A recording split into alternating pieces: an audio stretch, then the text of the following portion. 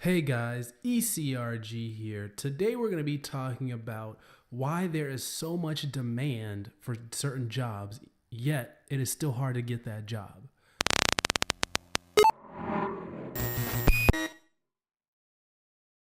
Hey guys, ECRG here. Today we're going to be talking about why there is so much demand for clinical research jobs, but it can still be very hard to get a job in the industry.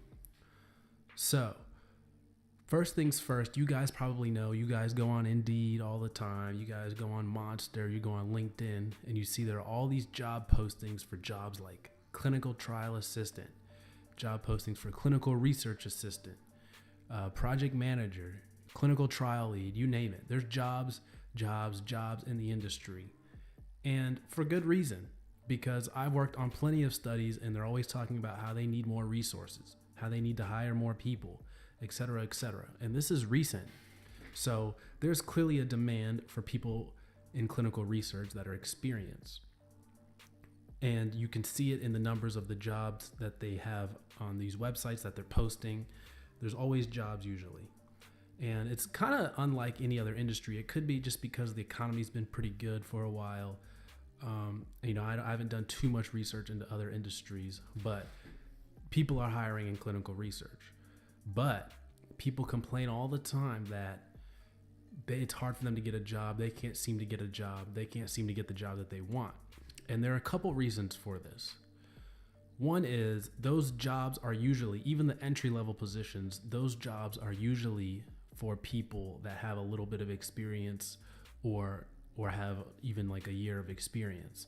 So sometimes they say entry level and they don't really mean entry level. If you go and look at the description, they want someone with 6 months experience or a background in nursing or something like that. But don't let that deter you. If you have no experience, you can still get in the industry. You just have to, work for it and apply. But once you get some experience, it is a lot easier to get in the industry. So that's the first thing. The second thing is, you guys are getting offers on jobs, but they're just not paying as well. And that's very common.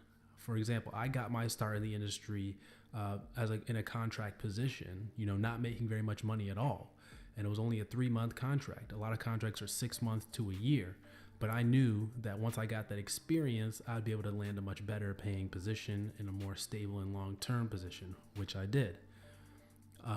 So don't think just because you get offered, a little contract position that you can't turn that into something bigger and better, which you can. Because once you get in, just get your foot in the door, and then you can go ahead and walk through that door by making more connections at the company or institution that you're working at, networking your butt off, and you have some buffer there. You're gonna be making a little bit of money during that time. You're gonna be making some experience during that time. And then just continue applying for jobs and add that position to your resume and get that experience on your background. So trust me, guys, it becomes a lot easier to get jobs once you have a little bit of experience in this industry.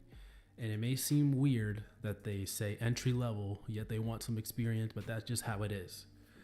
So go ahead and get your experience. And I would recommend, you can wait for a really good paying job. They do come around and they do give them to people with no experience. But the best option is to just take what you can get in the beginning and then use that experience, add that to your resume, and then continue shopping for other jobs. That's what I would recommend, because you could get a job where the industry could just shut down and say, hey, we don't want anybody anymore without any experience. And you don't want to get caught in that waiting for the perfect job, and then you're screwed. So if you're trying to get into this industry, I would take an internship, take a part-time job, take a contract position, even though they're not going to be paying you as well. Get that experience, get that network, and use that to get another job, a better job, a more well-paying job. And it can happen pretty quickly, guys. Within 6 months of starting the job, people were offering me pretty high-paying jobs for jobs I was not interested in, but they were offering me fairly high-paying jobs in the $50,000 range. So, whether that's TMF specialist or, clinical trial assistant or, any of those jobs, you just get some months of experience under your belt, and the job offers will start coming in for more high-paying jobs. So don't let that deter you at all from, getting your start. And, a lot of people don't want to take the jobs for the money reasons, but just get your experience, get in the field, and then you can move up from there and figure out what to do. So, and then the one of the other reasons why it's hard to get a job is because they have to sell you to the sponsor. They have to say, the sponsor has the final approval on if you can work on their study or not. They approve everyone that works on this study. So it is much easier to sell you to a sponsor than if you have experience than if you don't have any experience. So that's why they say entry level, but they want a few months of experience because it becomes a lot easier to sell you to that sponsor.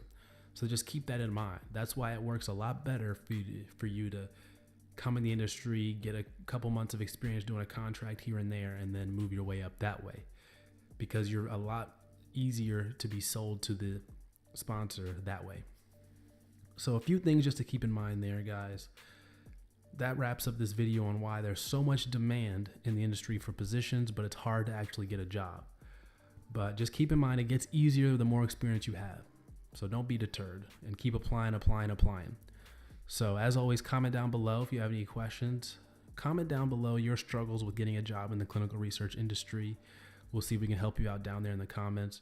Or if you would rather, you can email us at eliteclinicalgroup@gmail.com. As always, you can email us if you'd like us to review your resume or anything like that. We do have a resume review program. It costs just a little bit just to pay us for our time to review it, but we've helped a lot of people get really good positions by doing the resume review program with us. And so you can email us there for that. And that's it for today's video, guys. Take care.